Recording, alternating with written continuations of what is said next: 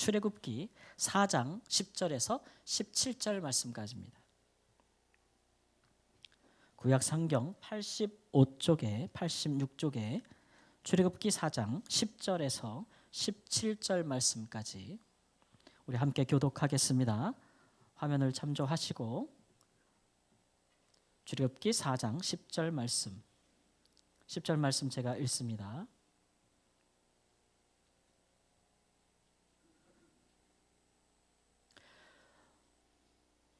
모세가 여호와께 아뢰되 오 주여 나는 본래 말을 잘하지 못하는 자니이다.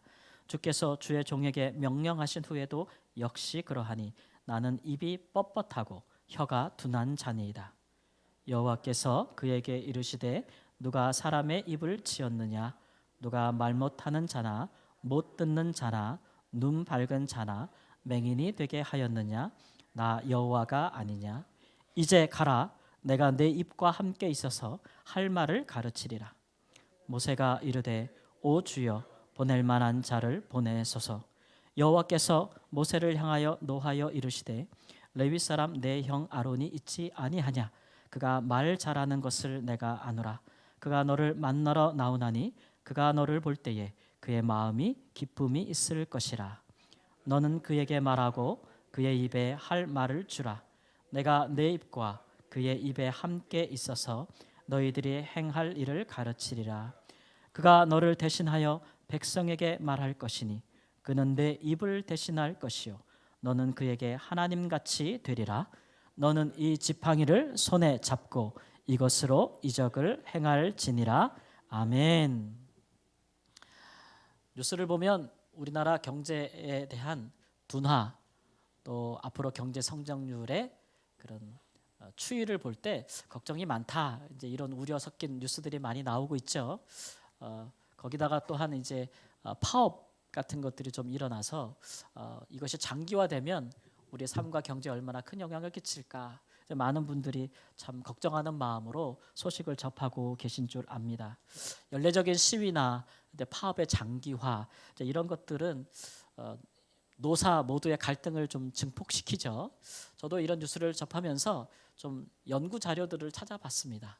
한국에 있는 노사의 이런 갈등과 문화가 어떻게 하면 좀 잘 개선될 수 있을까. 그래서 이 파업이나 노사 갈등으로 인한 막대한 손실을 우리 사회가 어떻게 하면 잘 예방할 수 있을까. 연구들을 보면 자료들을 보면 대부분 내용이 비슷해요. 그러니까 이 파업 같은 게 일어나기 전에 사실은 노사 간에 이런 것들을 미리 논의하고 또 예방책을 세워야 될 것이다 이런 얘기고, 정부든지 기관이든지 사회 곳곳에 이런 갈등을 해결할 수 있는 전문가 인력을 양성해야 된다. 뭐 이제 여러 가지 이제 그런 자료들이 많이 있는데 방법은 좀 다른데, 근데 결과적으로 모든 연구 자료를 보면 한 가지 공통된 점이 있는데, 아무리 정책이나 예방을 잘해도 결국 가장 중요한 것은 노사 간의 신뢰관계다. 신뢰관계가 없으면 아무리 예방책을 잘 세우고 뭐 제도를 정비하고 이래도 다 깨진다는 거예요. 그러니까 그걸 보면서 제가 함께 일하는 사람들 가운데 가장 중요한 게 뭐라고요? 신뢰. 서로에 대한 신뢰. 그것이 가장 동역할 때 중요하다라는 생각을 했습니다. 올해 새해 우리 교회 표어가 우리는 하나님과 함께 일하는 동역자들입니다. 우리는 하나님과 함께 동역하는 사람들인데, 그러면 하나님과 우리 사이에 가장 중요한 게 무엇일까요? 신뢰입니다. 우리는 하나님을 깊게 신뢰하는 것. 하나님도 또한 우리를 향한 신뢰를 거두지 아니하시는 그런 관계가 우리의 이 신앙의 목적을 잘 이룰 수가 있겠죠. 어떻게 하면 하나님과 우리 사이에 서로를 향한 믿음을 점점 깊게 잘 쌓아갈 수 있는가. 이것이 우리의 신앙의 가장 중요한 부분이 될 수 있습니다. 오늘 말씀에 보니까 본문에 하나님께서 모세를 하나님과 함께 일하는 동역자로 이제 부르고 계시는 거예요. 그런데 보면 그 부르시는 과정과 응답하는 과정이 그렇게 썩 부드러워 보이지 않지요. 이거 마치 모세와 하나님 사이에 옥신각신하는 그런 모습을 보이고 있습니다. 하나님은 모세를 불러서 애굽으로 보내려고 하시는데 모세는 가려 하지 않아요. 오 주여, 나는 본래 말을 잘 못하는 사람입니다. 나는 입이 뻣뻣하고 혀가 둔합니다. 마지막에는 오 주여 제발 보낼 만한 자를 보내소서. 이 모세가 가고 싶지 아니한 이 마음이 정말 절절하게 느껴지지 않아요? 거절의 의사를 표현하고 있는 거예요. 그런데 하나님이 모세를 거의 강권하다시피 막 보내시는 모습이 보여요. 야, 내가 내 입에 할 말을 줄이라. 누가 사람의 입을 만들었느냐? 내가 만들지 않았느냐? 내가 말할 수 있게 해줄게. 그래도 못하겠다고 하니까 내 형 아론 있지 아니하냐? 예? 예? 하나님께서 노를 바라시면서 내 형 아론이 있지 아니하냐? 그가 말 잘함을 내가 아노라. 내가 내 말을 내 입에 줄이는 너는 내 형에게 이야기하고 그 형이 이스라엘 자손에게 바로에게 가서 이야기할지니라. 그러니까 너는 가라. 이렇게까지 하시는 거예요. 그러니까 모세 입장에서 보면 좀 하나님이 너무 강압적이다 라는 생각이 들지요. 오죽하면 못 가겠다고 했겠어요. 너무 하나님이 권위적이지 않는가? 왜 이렇게 억지로 사람에게 일을 시키는가? 이렇게 우리가 생각해 볼 수 있지 않겠습니까? 그런데 우리가 한 가지 짚고 넘어갈 것은 뭐냐면 하나님께서 모든 사람을 다 이런 방식으로 하나님의 일에 초대하는 건 아니에요. 각 사람의 형편과 상황을 우리 하나님이 잘 아시잖아요. 그러니까 하나님께서 모두 다 이렇게 강하게 하시는 건 아니에요. 대표적인 예가 이제 이스라엘의 초대왕 사울 왕이라고 할 수가 있겠는데 사무엘상 15장 26절 말씀을 함께 읽겠습니다. 왕이 여호와의 말씀을 버렸으므로 여호와께서 왕을 버려 이스라엘 왕이 되지 못하게 하셨음이니이다. 이 말씀을 보면 사울 왕이 더 이상 하나님과 함께 일하고 싶은 마음이 없는 거예요. 하나님을 버렸다 그랬어요. 그러니까 하나님도 어떻게 하세요? 하나님도 버렸어요. 서로 갈라진 거예요. 하나님도 그렇게 행하실 때가 있단 말이죠. 우리 예수님께서도 제자들로 많은 사람을 부르셨지만 거절하는 사람에게는 어떨 때는 찾아가서 다시 부르기도 하시지만 그러나 다른 때에는 그냥 그 거절에 다시 그를 초대하지 두 번 다시는 초대하지 않는 모습도 보여요. 마태복음 19장 21절 22절 말씀도 보면 함께 읽습니다. 예수께서 이르시되 내가 온전하고자 할진대 가서 내 소유를 팔아 가난한 자들에게 주라. 그리하면 하늘에서 보화가 내게 있으리라.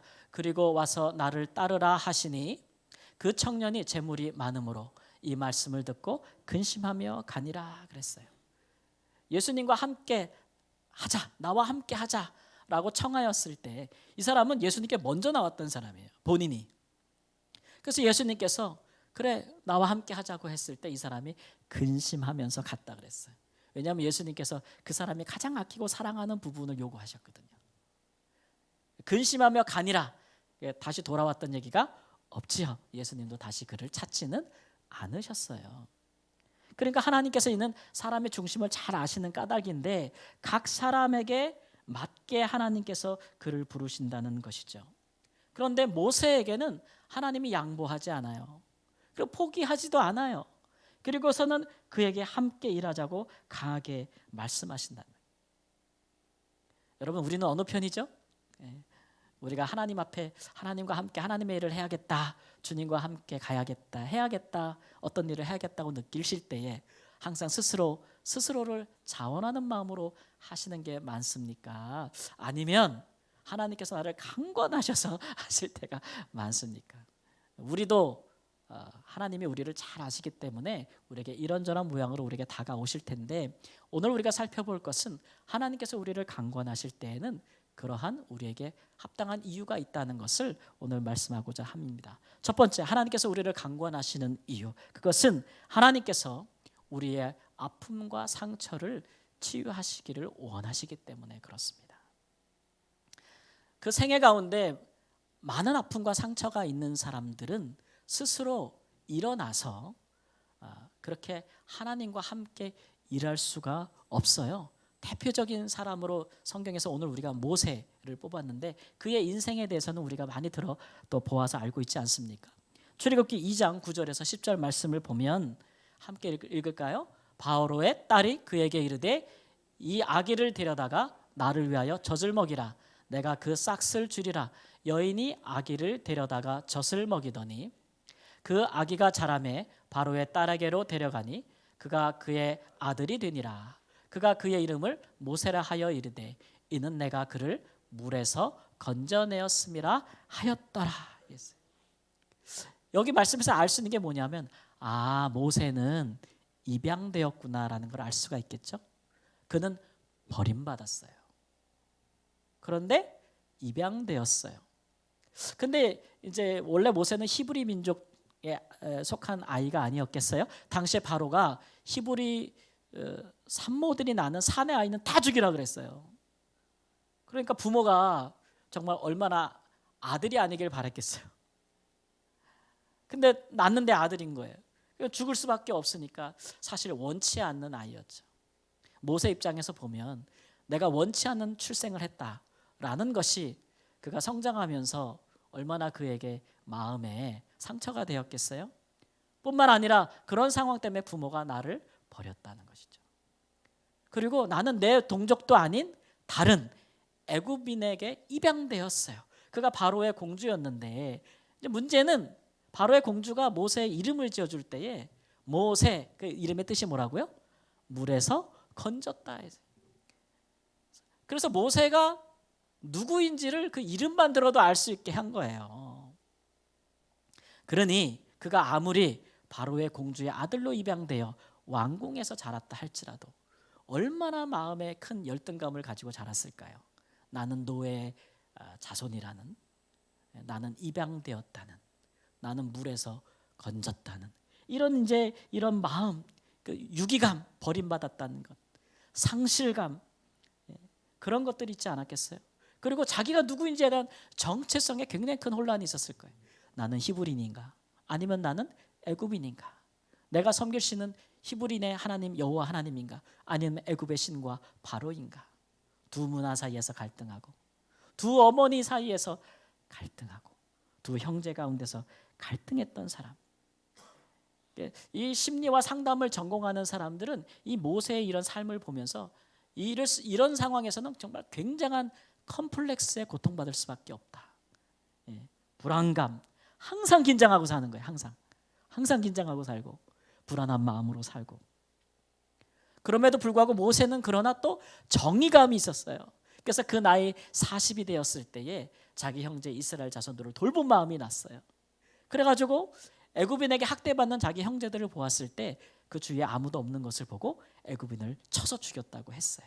그리고 마음에 생각하기를 그래도 내 형제들이 내가 그들을 위하여 이것을 했음을 알아는 주겠지 라고 생각을 했는데 그렇지 않았어요. 오히려 이스라엘 형제 중에서 이 모세가 애굽인을 살인한 것을 고발했기 때문에 탈로 나왔어요. 탈로가 되고 반역의 들통이 난 것이죠. 그래가지고 그 사람은, 이 모세는 바로를 피해서 미디안으로 도주했습니다. 그리고 영구 추방된 것이죠. 그리고 광야에서 40년을 범인으로 살았어요. 평범한 사람으로 묻혀 산 것이죠. 여러분, 그의 심정이 어떠했을까요? 그 40년이 제가 생각하기에는 그 동족 형제들에 대한 배신감으로 아주 막 그 마음이 들끓었을 것 같아요. 뿐만 아니라 좌절감, 내 인생이 어떻게 이렇게 되었는가, 이렇게 끝나겠는가 라는 그 절망감도 있었을 것이고, 또 하나는 내가 왜 사람을 죽였던가, 어리석게, 그런 죄책감, 후회, 뭐 이런 것들로 그 인생의 마음이 다 채워지지 않았겠어요. 이런 상태인데, 그래서 나이 80이 된 거예요. 근데 이런 상태에 갑자기 하나님이 나타나셔서 너 애굽으로 가서 이스라엘 백성 너희 동족들을 구원해내라 그렇게 하셨으니 거기에 기쁘게 응답할 자가 누가 있겠어요? 여러분이 모세라면 응답할 수 있겠어요? 오늘 본문에 나타난 모세의 모습은 정말 그야말로 무기력함이에요. 아무것도 하기 싫은 거예요. 하고 싶지도 않고, 그런 마음이죠. 이제는 애굽인도 아니고 히브리인도 아니고 자기는 미디안 사람이에요. 뿌리가 없어요. 이 사람은 자기 아픔과 상처를 극복할 수가 없었지요. 그래서 하나님이 부르실 때 모세는 그 나타나신 하나님에 대해서 두려워하면서도 스스로 방어하는 거예요. 나는 본래 말을 잘 못하고 입이 뻑뻑하고 혀가 둔하다. 그가 왕자로서의 교육을 받지 않았겠어요? 사도행전 7장 22절 말씀 보면 이렇게 말합니다. 애굽의 모든 지혜를 배워 그의 말과 하는 일이 능하더라 그랬어요. 그러니까 모세가 본래 말을 못하는 사람은 아니에요. 근데 하나님 앞에 거짓말했다고 보기는 어렵고, 그가 이런 시절과 고통의 세월을 보내면서 많은 학자들은 이렇게 얘기해요. 그가 언어장애가 왔다고요. 그렇죠 여러분? 그런 경우 있죠. 극심한 고통과 스트레스가 오면 언어장애가 올 수도 있어요. 또 대인공포증, 사람을 대하기가 싫은 거죠. 그런 것들이 모세의 상태였던 것이죠. 그는 정말 어두운 동굴에서 사는 거예요. 그 광야의 척박한 만큼이나 그의 내면도 정말 황폐해진 상태에서 살아가고 있으니 스스로 거기서 나올 수가 없어요. 그러니까 하나님이 끄집어내는 거예요. 어떻게? 강하게. 하나님이 끄집어내는 거예요. 그 손. 그래서 강권하는 모습이 되는 것이죠. 결국 우리 모세는 어떻게 되었습니까? 정말 그는 이스라엘의 훌륭한 지도자가 되잖아요. 민수기 12장 3절 말씀 보니까 함께 읽습니다. 이 사람 모세는 온유함이 지면의 모든 사함보다 더하다라 그랬어요. 야, 모세가 이렇게 변했어요. 여기 온유함이란 얘기는 겸손함이란 얘기예요. 그러니까 자기 스스로를 낮출 수 있다는 거예요. 그 얘기는 자기 스스로를 낮추는 이유가 무엇입니까? 모든 사람을 끌어안기 위해서, 포용할 수 있게 해서. 자기 자신도 감당하지 못하던 이 사람이 모든 이스라엘 백성들을 끌어안을 수 있는 온유함이 땅에서 가장 많은 사람으로 변화되었다는 거예요. 이거 어떻게 이루어진 일이에요? 어떻게 하다가? 하나님과 함께 일하다가 그에게 일어난 것이죠. 이것은 그의 모든 아픔과 상처가 치유되었다는 것을 의미하는 거예요. 실패했던 인생이, 좌절했던 인생이 성공하게 되고, 무너졌던 자존감도 다시 살아나고, 하나님이 그에게 자신감도 주시는 것이죠. 왜냐하면 그 어느 누구도 인정하지 못했고 인정해주지 않았고 자기 자신조차도 스스로를 인정하지 못했는데 하나님이 찾아오셔서 하나님이 모세를 인정해 주는 거예요. 하나님이 인정해 주는 거예요. 그래서 그는 두려움을 물리치고 바로 앞에 다시 당당하게 설 수 있었던 것이죠. 야, 이런 걸 보면 하나님이 함께 일하자고 우리에게 말씀하실 때는 그저 일하는 사람으로 부르는 것은 아니에요. 우리 하나님 그렇게 하지 않아요. 신뢰를 쌓기 위해서 그러신 것이죠. 출애굽기 33장 17절에서 19절 말씀, 자꾸 고개를 숙이는 분이 있으니까 큰 목소리를 함께 읽겠습니다. 시작. 여호와께서 모세에게 이르시되 내가 말하는 이 말도 내가 하리니 너는 내 목전에 은총을 입었고 내가 이름으로도 너를 알미니라. 계속 읽습니다. 모세가 이르되 원하건대 주의 영광을 내게 보이소서. 여호와께서 이르시되 내가 내 모든 선한 것을 내 앞으로 지나가게 하고 여호와의 이름을 내 앞에 선포하리라. 나는 은혜 베풀 자에게 은혜를 베풀고 긍휼히 여길 자에게 긍휼을 베푸느니라. 하나님이 보실 때 모세에게는 하나님이 긍휼을 베풀 자라고 생각하신 거예요. 그래서 긍휼을 베풀어 주신 거예요. 뿐만 아니라 그의 말을 다 들으셨어요. 응답하셨어요. 그가 회복될 때까지. 그리고 심지어는 하나님에게 있는 모든 선한 것들과 그 영광을 그에게 다 보여주셨어요. 그렇게 하나님은 그런 방식으로 모세와 함께 일하셨어요. 그 일을 하면서 모세가 다 회복되는 거죠. 회복되는 거죠. 예. 하나님이 그런 마음을 우리를 강권하시는 거예요. 사랑하는 성도 여러분, 우리도 우리 인생들이 다 있는데 우리도 살면서 어찌 우리 마음에 아픔과 상처가 없겠어요? 여러분, 대부분의 우리 마음에 상처들이 나지만 정말 깊은 상처들은, 우리가 해결하지 못할 상처들은 우리와 먼 사람에게서 오지 않아요. 가까운 사람에게서 와요. 어떨 때는 정말 우리를 낳고 길러주신 부모님에게서, 아빠, 어머니, 아버지에게서 의도치 않은 깊은 상처가 우리 내면의 영혼에 깊은 아픔을 남겨요. 사랑하는 형제들, 자매들, 우리 가까운 친구들, 우리 직장의 동료들, 내 이웃, 내가 믿고 싶고 함께 따랐던 사람으로부터 정말 우리가 기대하지 않았던 큰 아픔, 상처를 받을 수 있죠. 근데 그 아픔과 상처는 아무리 치유하고 또 치유된다 할지라도 그 상처의 흔적은 남잖아요. 그것이 우리 가운데 우리를 굉장히 괴롭게 해요. 대부분 어떤 인생을 살다가 어떤 일에 내가 크게 뭐 문제를 일으키고 반응하게 되면 사실 그 문제 때문에 그런 건 아니에요. 그 일 때문에 그런 게 아니고 사실은 내 내면 안에 더 깊숙이 있는 그 아픔과 상처 때문에 이렇게 터져나온 거 있죠. 그러니까 하나님이 우리 인생을 잘 아시는 거죠. 스스로 그것을 해결할 수 없다는 것을 알아요. 그래서 하나님이 그 아픔과 상처를 더 곰고 더 깊이 패이지 않도록 꺼내세요. 꺼내주시는데 우리가 가장 가까운 사람들로부터 받은 상처가 있으면 그거를 누구에게 가서 하소연하겠어요? 누가 들어주겠어요? 누가 그 아픔을 치료해 주겠어요? 못한단 말이에요. 그건 하나님이 하시는 거예요. 할렐루야. 그래서 우리 하나님과 함께 일할 때는 하나님이 때로는 우리의 연약함과 아픔을 다 드러내줘요. 내 아픔이 어디에 있는지 다 드러내요. 그러니까 드러내는 거 보면 그냥 이건 하나님께서 드러내셔서 뭐 하시려고요? 치유하시려고 그런다 이렇게 생각하면 돼요. 그러니까 교회는 어떻게 보면 그런 것들이 이렇게 드러나는 곳이기도 해요. 그러니까 우리가 서로 받아주고 용납할 수 있어요. 우리 하나님이 그런 마음으로 우리에게 강권하시는도다. 사랑하는 성도 여러분, 우리가 하나님과 함께 일하는 동역자가 되면 하나님께서 우리를 온전하게 하십니다. 만져주세요. 다시는 그런 상처로 고통받지 않도록 우리를 치유하시는 줄을 믿습니다. 그러니까 하나님께서 강권하여 부르실 때는 기쁨으로 응답하시는 놀라운 은혜가 있기를 주님의 이름으로 축원합니다. 두 번째로 하나님께서 우리가 함께 일하고자 하시는 이유는 뭐냐 하면 우리가 하나님과 함께 일할 때에 우리는 하나님을 아는 지식을 갖게 되기 때문에 그렇습니다. 여러분, 하나님을 아는 것이 우리 인생에 왜 이렇게 중요할까요? 기본적으로 우리가 누구랑 같이 일하면 그 사람을 좀 알아야 되잖아요.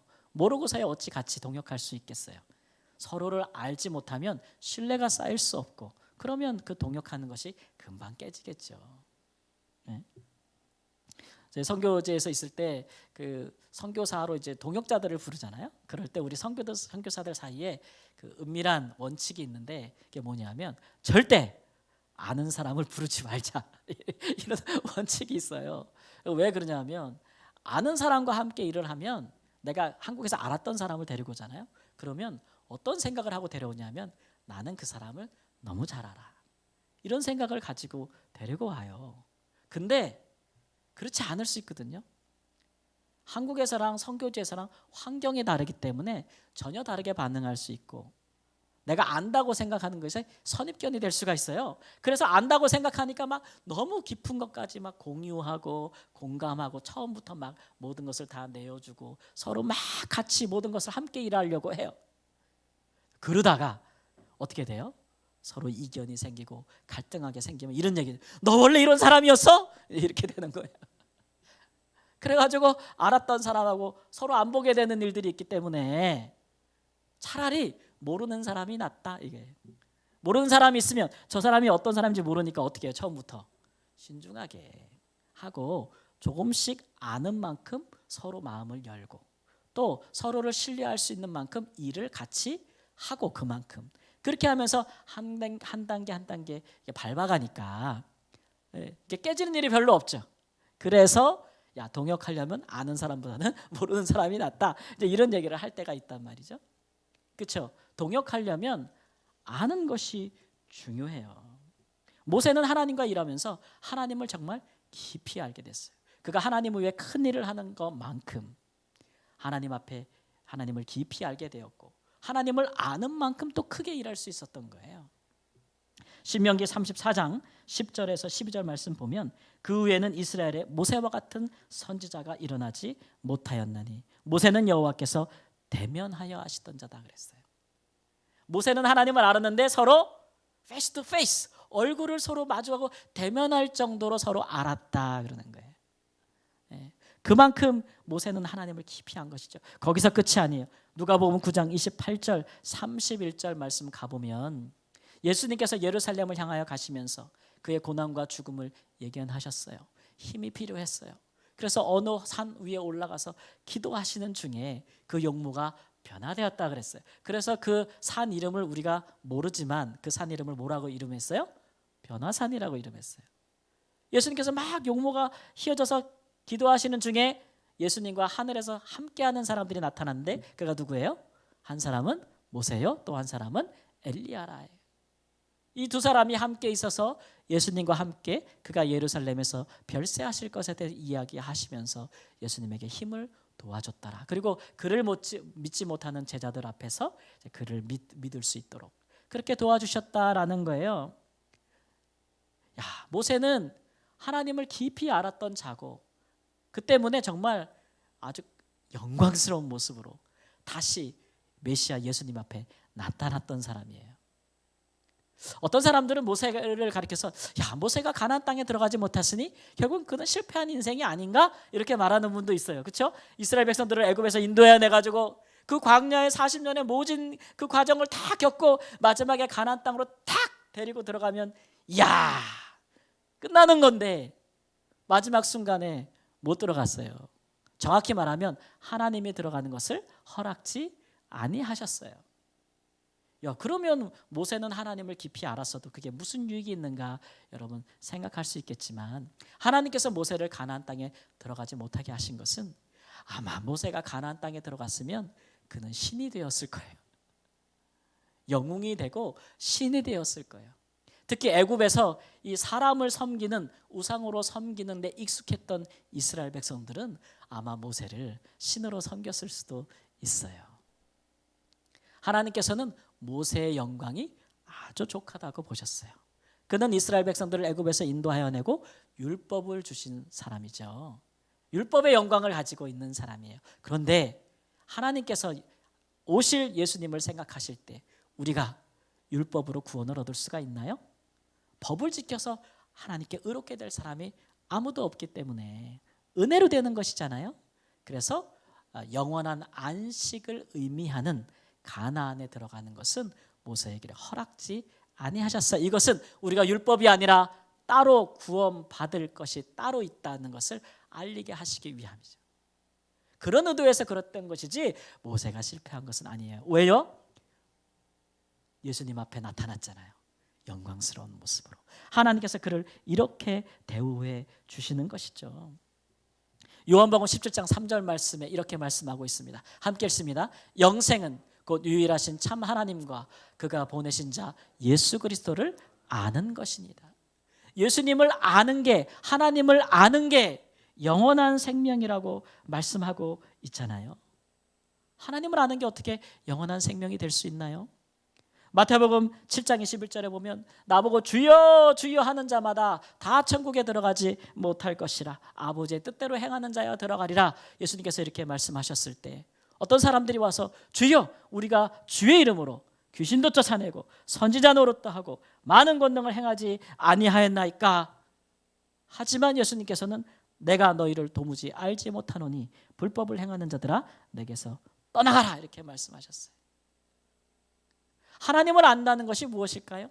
우리가 어떤 사람은 내가 그분을 알아, 그 사람을 알아 라고 이야기하는 것은 그 사람의 생각과 뜻과 마음을 안다는 거겠죠.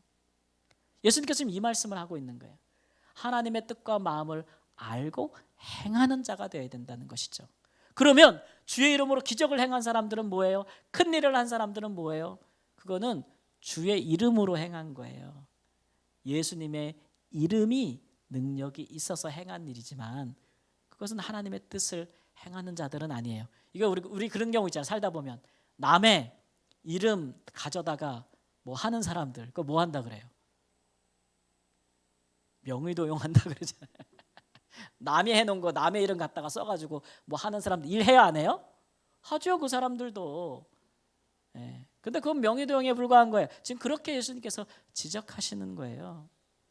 하나님을 알고 하나님의 뜻을 행하는 자라야 된다는 것을 말씀하고 있는 것이죠. 우리 하나님을 모르면 하나님과 영원히 거할 수 없다. 하나님을 아는 것이 영생이라는 말이 맞아요.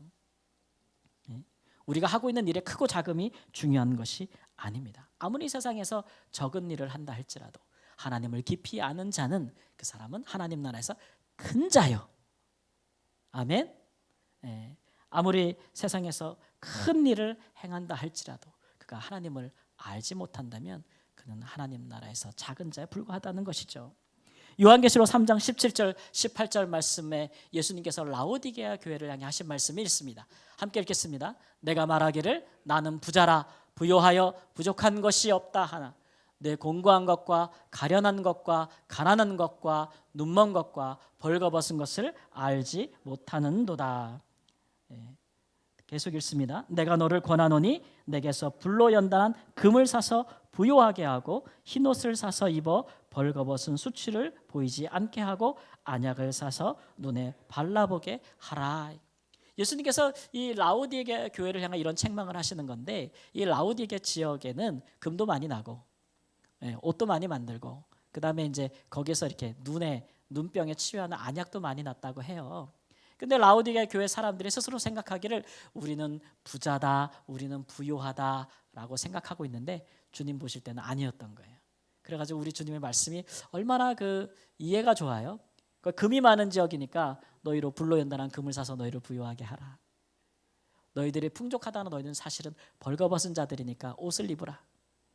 너희들은 사실 본다 하나 보지 못하는 자들이니 안약을 사서 바르라. 이렇게 얘기하시는 거예요. 그렇게 하시는 이유는 요한계시록 3장 20절 말씀 보면은 볼지어다 내가 문 밖에 서서 두드리느니 누구든지 내 음성을 듣고 문을 열면 내가 그에게로 들어가 그와 더불어 먹고 그는 나와 더불어 먹으리라.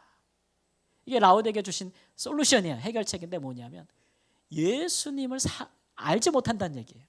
예수님 말씀 뭐예요? 문을 열고 나를 받아들이면 내가 들어가서 그와 함께 먹고 마시는 거잖아요. 우리 어떤 사람과 함께 먹고 마시면서 마음이 열리고 그 사람에 대해서 서로 깊이 알게 되는 거 아니겠어요? 예수님을 알지 못하면 그가 부유한 자 같으나 사실은 가난한 자다. 그러니까 하나님께서 사람의 부유함과 풍족함을 보시는 기준이 다르죠.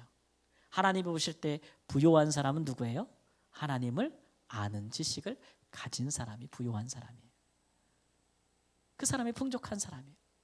평생 신앙생활에서도 하나님을 모르면 그는 하나님 앞에 정말 빈곤한 사람이에요.